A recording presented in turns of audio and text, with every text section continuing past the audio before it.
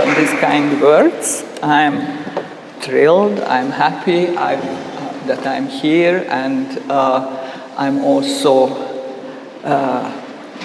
grateful for the invitation, but at the same time also I'm a little bit intimidated with a lot of things which are to be discussed today. One thing is that I actually don't know the answer to this question. I just know a lot of further questions which come up. So it will be not me presenting a chapter, a book, a series of research. It will be me asking some questions to which I came as less a researcher, more a participant in these different fora, which are the international assistance in education. I also had a problem with the fact that when I applied, shortly after came Trump, and one of the first things which he did was to cut USAID. So I need to say that is not the way how I'm thinking about this world, and on quite contrary, on the opposite, I'm trying to find levers how to make it more functional, better, how to really have a more coordinated and better outcome from so many people's efforts and from so much money which is flowing from one side to the other. Let me start with a preliminary remark. Yes. Okay. Zgaga has started yesterday with the 55 years when he was 55 years ago when he was here first time. I was 53 years ago here, and I didn't really like this place. This was for me more a signal of the power of the state of what ex-Yugoslavia was at that time. So I still have a little reluctance, and I was not happy that I have to speak here. No, anyhow, I'm not going 50 years back. I will go just 20 years back, or 30, or something. Anyhow, many, many years ago, when I was a young, motivated, and relatively prosperous scientist, fascinated by Vygotsky, Brunner, Welch, but when Barbara Rogov did not yet publish The Apprenticeship in Thinking, Brunner did not publish The Acts of Meaning, etc., the fall of the Berlin Wall signalized the beginning of a new era. And I asked myself, and what if openings and changes happen in my country as well? And what if someone has the crazy idea to ask me what should be done? What should we do? How should we develop this old-fashioned, rigid education system? And I realized that I don't have the answer. So we organized ourselves. Fortunately, it was not only me, it was many other people as well, having this kind of feeling of urgency to prepare something for a change.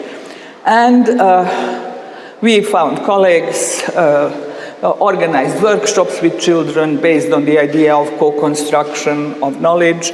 It was a disaster at the beginning, but then we found out how to do that. I'm sure that all of us have a personally important story displaying an act of bravery or insight. Mine is about, and that's why I selected this story, because it is about getting involved in education policy making. Unfortunately for my life, fortunately maybe for my career, the fall of the Berlin Walls, while making the end of a bad period in Europe, marked the beginning of a bad period for ex-Yugoslavia. And paradoxically, provided too many entry points for interventions: social, anti-war, educational, democratic, institution building, etc. So it was actually impossible and morally unacceptable not to get involved in that and stay only in the cool places of academia.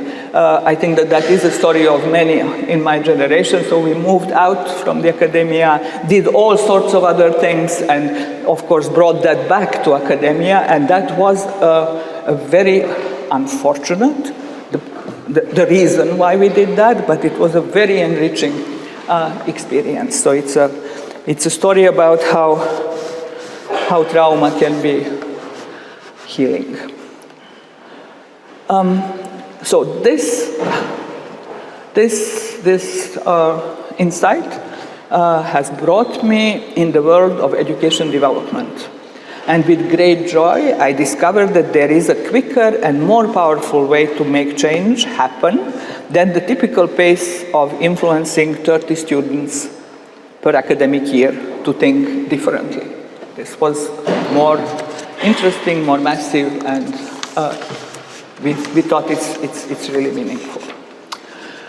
Now, yeah, but after the first enthusiasm, it became clear that this world I'm referring to is a huge, complex, sometimes amorphous, sometimes well-structured force influencing education development in different ways in a big part, or maybe even in the entire world. So behind the education surface, what we see and what we research, there is something which we rarely research. It affects the education systems, it affects the way how people are thinking, it affects what teachers are doing, it affects even what is being researched, and it stays a little underneath and a little covered. So my topic today is really a rather opaque one. It does not seem to fit into the framework of an education research conference, and that was the third reason why I was hesitant. And it is also a rather uncomfortable one for me. I am not a real researcher in the field I am aiming to describe. I am rather a familiar participant in it. And that's the fourth reason why I was reluctant. However, then I thought that maybe my thinking and insights and what I want to share with you can instigate someone to think further. Not me, I'm finished, but maybe there are some young, brave, new people who will do it and who will get the answer to the question which was posed. Okay. Yes. This will be the content of my presentation. I will first describe the international development assistance universe, which is the background, as I said, of many educational events. And then I present some critical analysis and interpretations and some illustrations, and then peek into a black box, the human dimension of the universe through narratives of participants in a pilot study. And of course, I have to finish with some conclusions and recommendations. I will try to do something, but I will leave it open to more to you. So let's go to the next slide. This is somehow the first picture of the topology of the international assistance universe. So on both sides, you have some political constituencies and some governments who are also responsible to those political constituencies. And then there is, on one side, a big piece of donors, bilateral, multilateral, international organizations, etc. So it's a rich field of different organizations that are in some ways interconnected and in some ways competing with each other. But that is where from the instigation for development for a big part of the countries is coming. On the other side, there is the recipient. So there are the recipients, and the recipient end is usually a ministry, some agency, etc. And that's quite neat, okay? And the idea is, basically from northwest to southeast. Now it's not anymore so. I mean, there is also from east towards the center a lot of inputs, etc. From the rich to the poor, and with the message of make it better, make a leap. Here is something, and now make a leap. Do something with that, which will be good. Okay. Now this is very nice, but then comes the complication. It actually is not such a clear field. It is a much more complicated field. And the bigger complication in this field is actually this yellow area. The yellow area is the middlemen, the implementers. Even here, one can see something which could look like a very well design system, and I really want to give tribute to the thousands of men and women, the time they spent in order to build up huge organizations with the purpose of helping others. Of course, they had to change, they had to rechange, they had to reorganize, rethink, etc. So it is a very, very dynamic field here on the left-hand side with all sorts of different alliances and different competing ideas, and some of that we can talk about, but I don't want to focus on that. Aside of that, the yellow space is the space which is usually overlooked. So these are those who are in between the donors and the recipients. And they are a lot of different organizations, some international organizations with for example, their country office or their local office or their regional office are also functioning as, on one hand, fundraising. They are fundraising from donors. On the other hand, they are providing assistance and funds. The whole thing is full of companies, NGOs, again NGOs, companies. Some of these companies have regional offices. Some of the NGOs are regional NGOs. And then there is a lot of these yellow people. These are consultants. They are not. I'm sorry, I didn't want to want to make any reference to the color of the skin. It is here in this area of the middle man. And there is a lot of individual consultants. The individual consultants, they are sometimes tied to some companies, they are sometimes tied to some NGOs, they are sometimes responding to open calls, they are sometimes more professional, they are sometimes less professional. Professionality is also defined in these new contexts. So it is actually a new world, and it is good to know for that and to call it a new universe. This universe has institutions. The institutions are creating what every institution is doing. They are creating all the procedures, all the internal power games, all the different challenges which they are managing to overcome.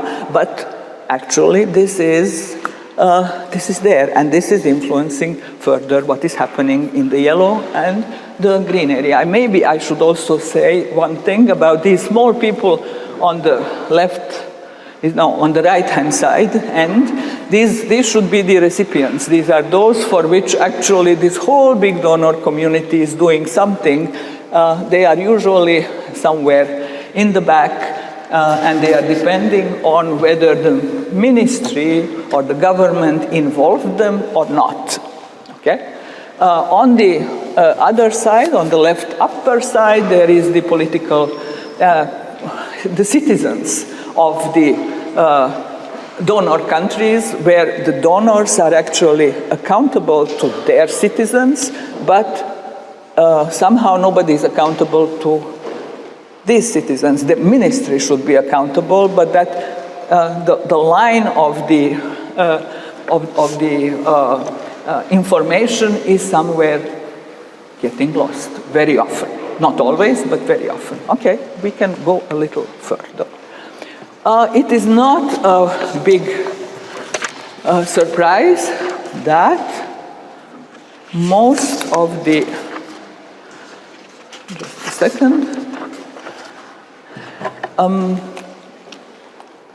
it is not a big surprise that this big universe has been subjected to research. There have been criticism, there has been research, there have been a lot of huge literature is existing on that level.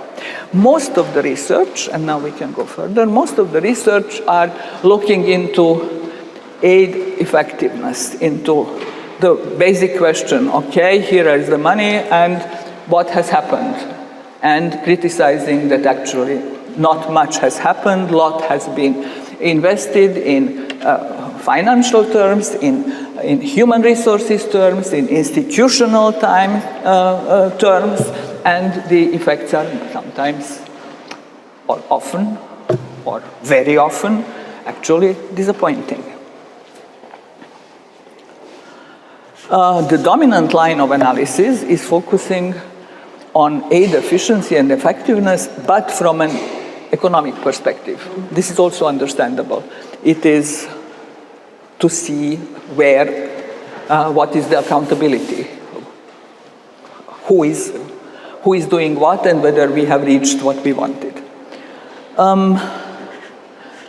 So the economic perspective is here important and very often discussed, and I have selected here a couple of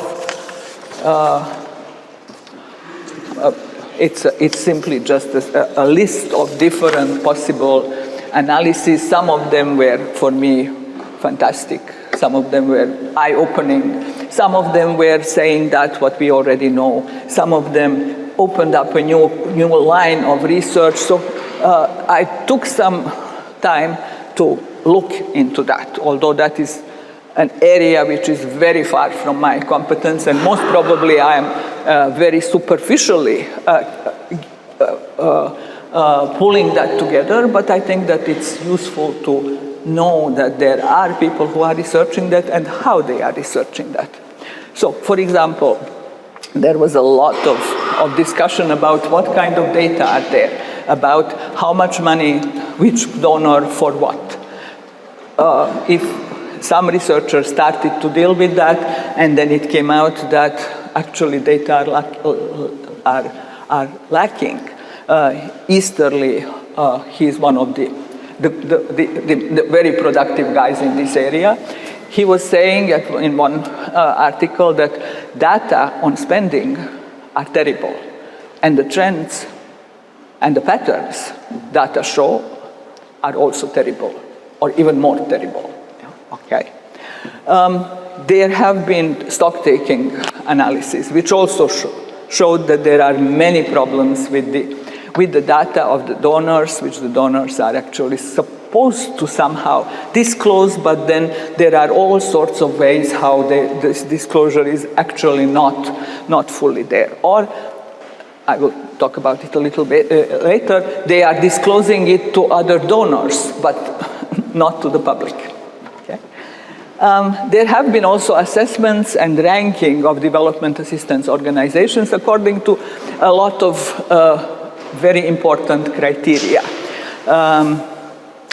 And it actually like transparency, like overhead budget, like percentage of budget which is actually reaching the end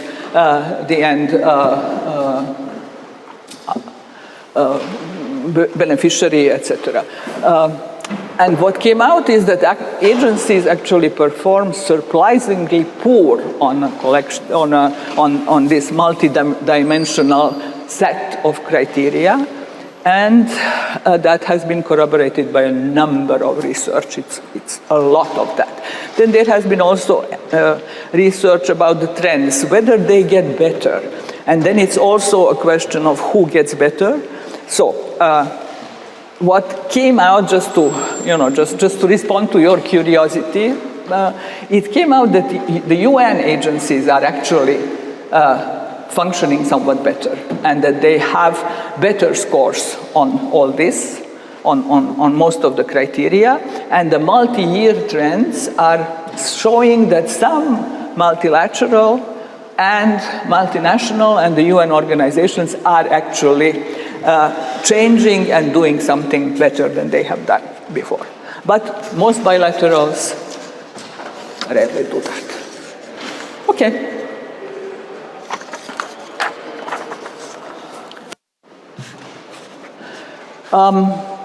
Then come the researches which are interpreting the ineffectiveness. So we know that's ineffectiveness, and then comes a lot of different analyses which are showing why something is not effective. For example, I will read out a little bit. So the development projects are technically complicated project resources tend to be diverted, flow of resources can create negative effects, and all contribute to lack of accountability in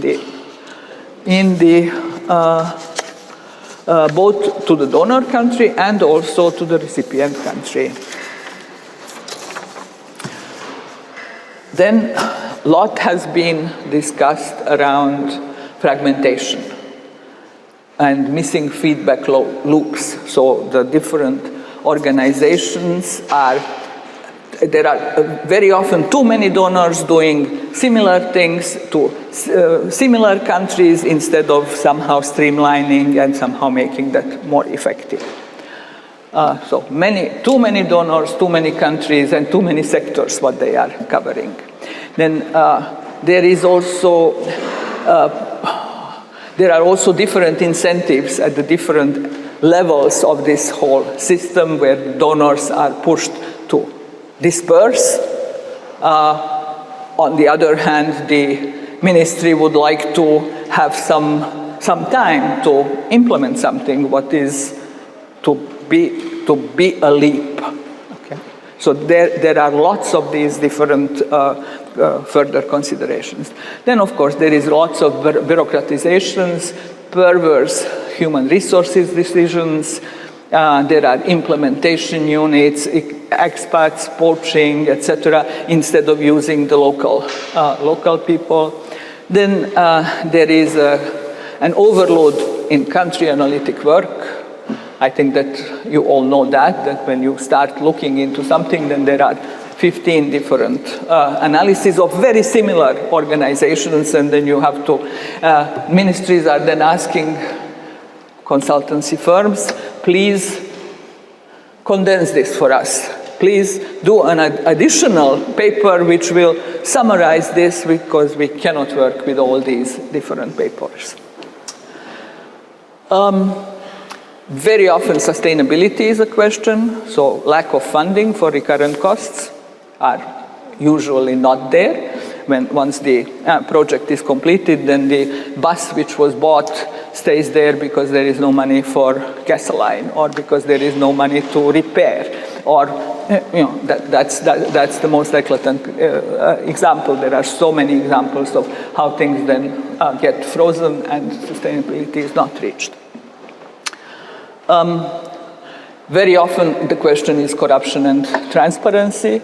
That is something which then gets also to the public, and I think that you all know about situations like that. And the question is how accessible the data to the citizens are, because that could give some help in overcoming corruption issues. Aid effectiveness is also due to failures in the design of the intervention, leaving the support often misaligned with the structure of incentives on the ground. This is also Easterly's analysis, where he showed that what is being supported is actually not that what the recipient country could work on. So it is misaligned with that. He lost his job in the World Bank because of that. So it was not a small analysis. It had very serious implications. And there is one more interesting interpretation, which I like, and I will now stop here a little bit. So it is, we have actually a long chain of decision-making and accountability traveling from one side to the other side. What is happening in this chain is possible to explain based on an economic theory where there is a requirement that the principal and the agent, so the donor and the agency, and then the agency and the middleman, and then the ministry, or the consultant and the consultant to the ministry, that this information is not really going through. But that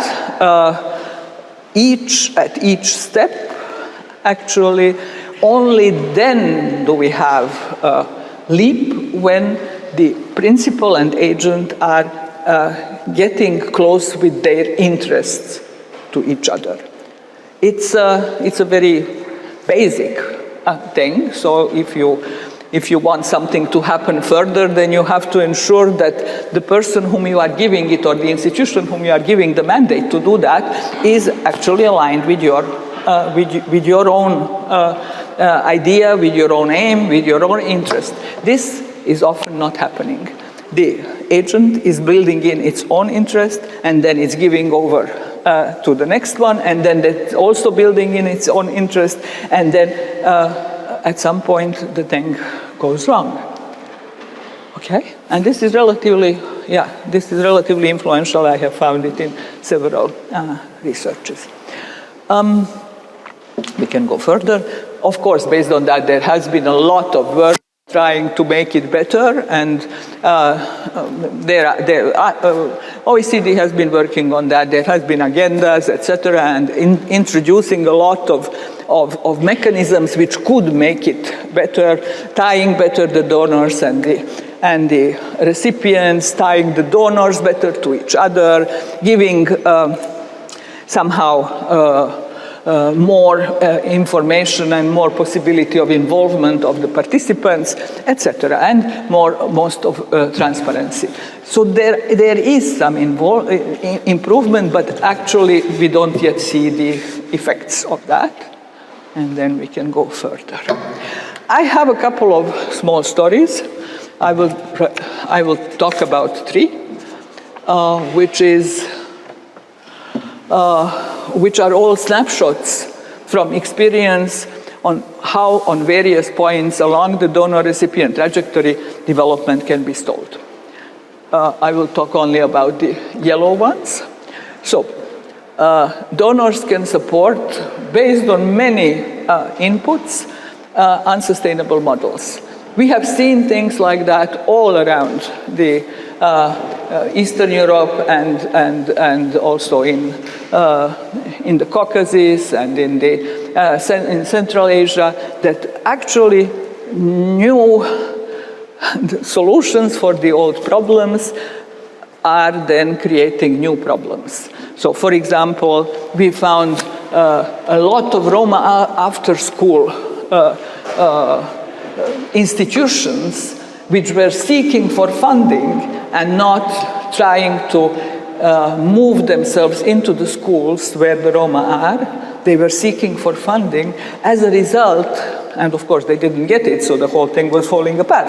And then they didn't, then when it was designed, we found out that it was a result of a big project. It was a big, I don't say USAID because I'm not sure, but it was a result of a big project, and they are there, they are standing there waiting for further donation. They cannot do what they were supposed to do. They have already created their institutional structure, so they have also the self-preservation motivation, and so it is there. It's there a problem, so one has to dissolve that what the previous ones have solved. Then, of course, we all know about situations when the recipient ministry has undergoes through political changes, and then all is forgotten, or all is lost, or all changes are being eliminated. There have been big donor projects which have been massively informing and supporting the system, and then political changes made, for example, all school directors have to be changed. And the school directors were just well trained to be school directors. Okay? So this is very often happening. Or sometimes the implementing company, let's not just talk about the donor and the recipient, let's talk also about the implementing company. Often happens that the implementing company, trying to somehow maximize their profit, are suggesting solutions which are neither sound based on research nor effective in terms of the leap which we want to have. For example, requesting a training design which we all know that it's not working. It is not a big cascade system, and we all know that that is not working, but the company is insisting, and then the ministry is doing that, although we all know that it's not okay. There are also issues with the consultants' competencies, that sometimes they are without sufficient competencies. I have looked into a couple of dozen of terms of references which were in my computer, just for the sake of this, and I saw that the requirements from the key experts are usually bachelor degree, 10 years of experience in the field. We want a leap. That's the idea of the donor, that we want a leap. That's the idea of the ministry. And then the terms of reference requirements are bachelor degree. In 20% of this, what I have looked through was the requirement master's degree. I didn't find anywhere something higher, okay? And we want them to make the leap, okay? Now, let's go further. And I need to, okay. There is another question. So these are all factors which are influencing that the assistance is not really effective, that it doesn't go there where it should go, that the whole thing is maybe with some fallacies, and that one should rethink. But what if development assistance become effective, or how do reforms travel? That's another topic, and I know that this topic has been very often discussed also in ECER and in the policy network, etc. And I think that that is a very important thing to know, that all what we are talking about policy borrowing, traveling reforms, consultacracy, the germ, these are terms of Gita Steiner or Jenny Osga or Pasi Salberg, etc. You are all describing the problems in the effects of the inputs, the international organizations' effects, okay? So I will not go into that, because that's a huge topic, and I think that most of us know about it. However, I would like to pinpoint something which might be interesting. That is, where do we as researchers come into this process of policy transfer, of policy borrowing, of traveling reforms, etc. And I think that there are many niches where we actually, knowing or not knowing, contribute. For example, the global education development goals that are supported by donors and governments are usually forged also by experts. So I don't know whether here is someone who has participated, but I'm sure that a lot of people from the research and academia are participating in that. Also, global monitoring and reporting systems are very often supported by academia. People are working on that, and they are doing a good job. But that is actually also contributing to highlighting what works, what doesn't work, how to move forward, and creates knowledge which then fuels the policy borrowing or the transfer of reforms. Then comparative education overviews are very often without discussing it with on the field, without triangulating, but only based on additional some recycling of previous knowledge and putting them together in a different format. It's also done by academics. Dissemination of best practice. Sometimes we do that as well and help say this is a good practice, and then I don't know, we are happy when it goes to Central Asia. The more countries it gets to, the happier we are, and say yes, that's a good practice. There is also a pressure and consent to develop flagship projects. The donor organizations love to have a flagship project, so they are starting with that. What will be now our specific thing, where we can then show, and then that can also travel and become a best practice. And there also, our colleagues are contributing to that and trying to work out things like that. And also then the study tours, etc. And actually what is happening here is that we don't have a signalization. What is promoted might not be the best policy. It gets promoted, or what has been promoted could go forgotten. And that these are then the problems which are arising. Let's go further. I wanted to give two snapshots of this kind of problems which are there in the field.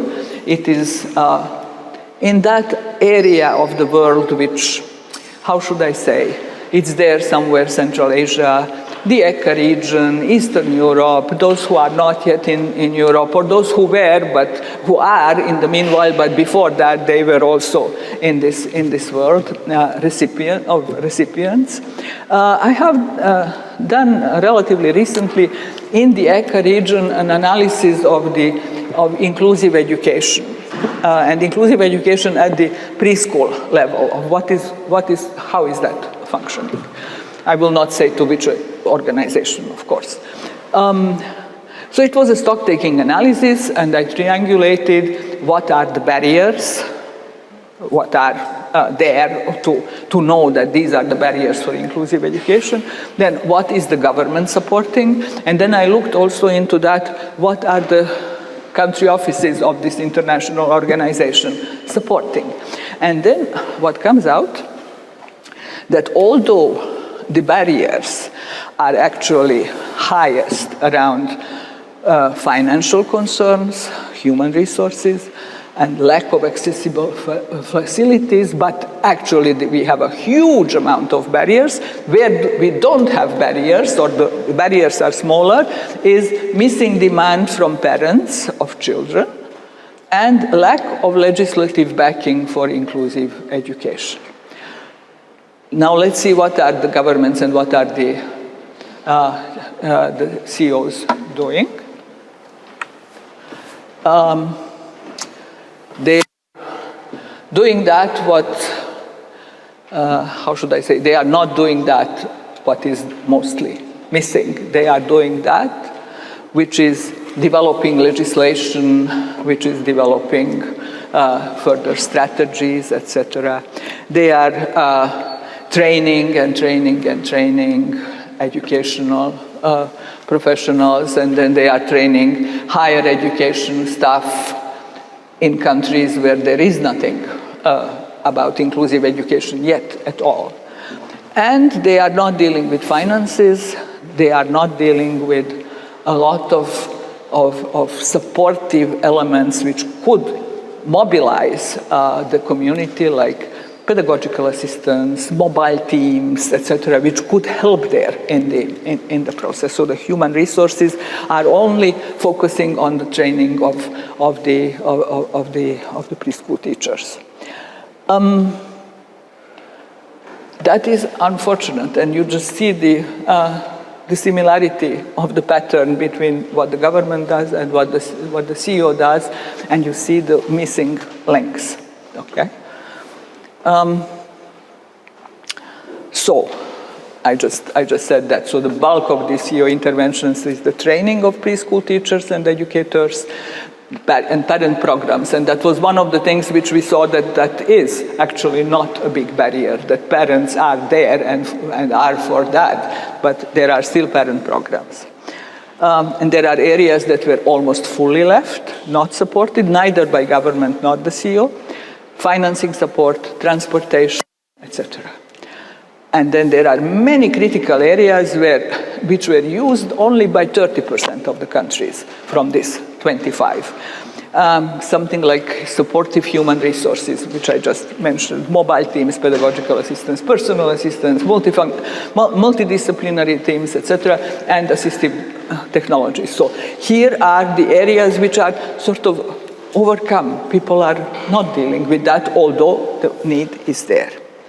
So I think that the conclusion is that there are fragmented reforms which are actually also facilitated by big organizations, which then focus on their flagship projects and carry it over geographically, or they have a good consultant who is then going around and doing things which are quite similar in the different countries, thinking that the countries are the same, and they are not. Okay? And of course, there is another aspect to that, and that is, it has been yesterday discussed in the policy network, of the questionable integrity of these new policies. When they are just so coming in, then they can create very problematic behavior, and the way how that is appropriated by the local people is sometimes based on their self-interest, sometimes based on the self-interest of their institution, and rarely based on the need of the child. The second snapshot is something else. The second snapshot is again about how does inclusive education policy travel, and it is about the education support for Roma children in the decade countries. That is finished, so that was a big 10 years movement, but it has been finished in 2015, so it's all retrospective. One is the education desegregation model. It has been called the Vidin model, and Massachusetts, they use the Massachusetts, Vidin is in Bulgaria on the triangulation of Serbia, Romania, and Bulgaria. And they use the Massachusetts model, busing to different schools according to quota. The Roma children were bused, so that would be the policy transfer per se. But then what happened is that after school support in a local NGO was organized, that the local NGO negotiated agreements with the network of schools. They worked with the parents, and they created a model of stepwise expansion of the project. So I had a problem when I heard that first time. They said, no, we are not going to work with those Roma who are, the Roma said, who are hopeless. We are going to work with those who can somehow show that can be a good situation. So they started with one layer, and then they expanded, and then they expanded. And that was a very successful and in many countries repeated project. But then the Roma decade finished, and then that has also collapsed.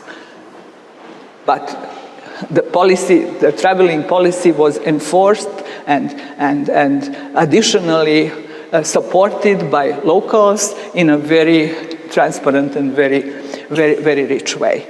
The other is the pedagogical assistance for Roma. They have also started with a policy transfer project, with a network project, and 5 schools, and they have gotten some pedagogical assistance. But then that project has developed and expanded through a series of different donor supports, which then actually led to entering into the system and involved strong Roma participation, and also an integration of different approaches. As as the policy fortified itself, it then also involved lots of additional things on the locality, and that became a successful project, and it is still there. So, I mean, it's not anymore a project, it's simply in the system, okay?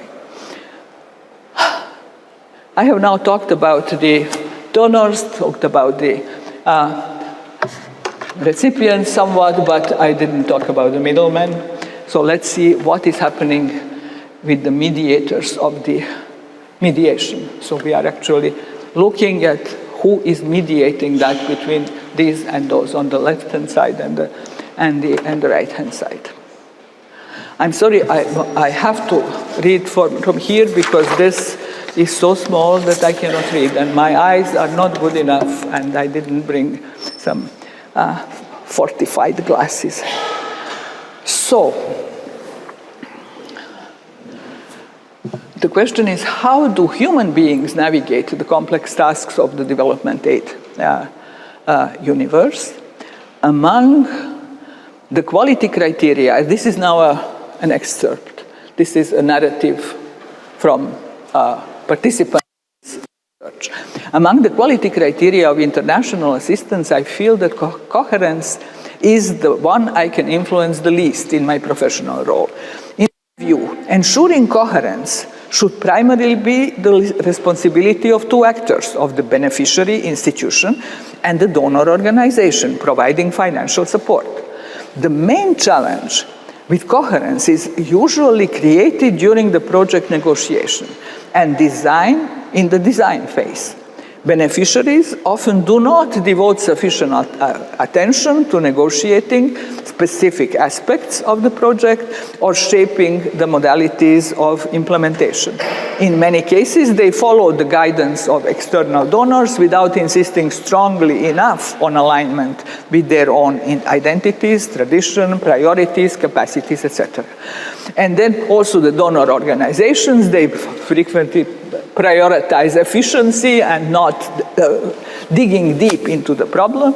And when this happens, then education experts engaged in implementation are put in the position of bridging the gap between the formal description and the specific educational context. While this adoptive role is important, it cannot fully compensate for the lack of coherence established in the initial phase, which should somehow remain the joint responsibility of beneficiaries and donors. So we have a nice description of the work of this middleman, of a consultant who is trying to mend that what is not there in the other, what has not been done by others. Let's go further. I will just keep 5 more minutes and then we'll leave still some time. I have used an approach, a multi-perspective approach, and looked into the different, looked into trustworthy resource persons' narratives. From 5 groups, from ministry, from international organization, from company, from NGOs, and from individual consultants. I used a variety of a methodology which I used many times with Roma, with migrants, with in COVID situation regarding integrity, and that is the dynamic storytelling methodology adopted from our joint work with Colette Dayut, and here is a little description of how that works. So basically, one creates stories, creates prompts on which the respondents can write a story. It doesn't necessarily need to be their own story. It can be something which they heard, which they want to share, etc. And then that is making the scope of the inquiry a little wider. The people are not concerned of how of giving out some information which they shouldn't give out, and then a lot of material arrives. Now, I have seen that we are very far from very close to the end, so let's just go further. There are interesting issues around how and what can they influence from the different quality. You can see that most of them say that the sustainability is not in there. Nobody is really able to deal with that. But the relevance and somehow the effectiveness, that's it. We know what we are doing, and then we are checking and ticking the box, and that's okay. But when it goes to impact or it goes to sustainability, most of those who are involved are saying that they cannot do that. Actually, there are differences between the different protagonists in this story who are in these different roles in the whole big picture, and it seems that the donors are doing one thing and not doing something else, that the company is doing only one thing and not everything, and then the consultant and the ministry should do actually a lot of everything. The ministry is usually frustrated and not really capable to deal with that, and then it comes to the consultants to bridge all these gaps. We can go further. Then there are really different narratives on different roles. And they were narrating about causes of failure, then they were narrating about own dilemmas, and they were writing a letter to a peer. And I think that we can go further. There are very similar aspects of their narratives. For example, in the critique, everybody is talking about lack of political commitment, or donor engagement is superficial, even those who are working in donor agencies. Then the dilemmas, how to make a difference under unfavorable circumstances, and then they are giving some advice. And then let's just go further. I will skip a couple. And here are then the specifics of the different organizations. Let's go further. Let's go further. And then I would just like to say 2 words about my, further. About the conclusions. For the conclusions, it's important just to know that the universe is far from being explored. And the least explored are the middle people and the psychological aspect of functioning in this big story. And what I would suggest is to move away from this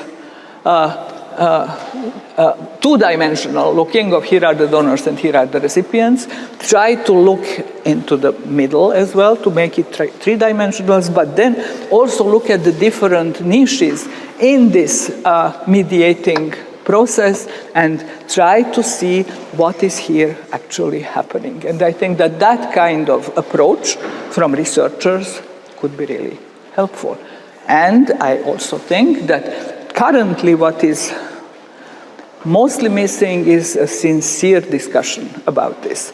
What I read was that it was more problem avoidance as a problem-solving mechanism. Everybody was talking about cooperating and be nice and be, take care of this, take care of that.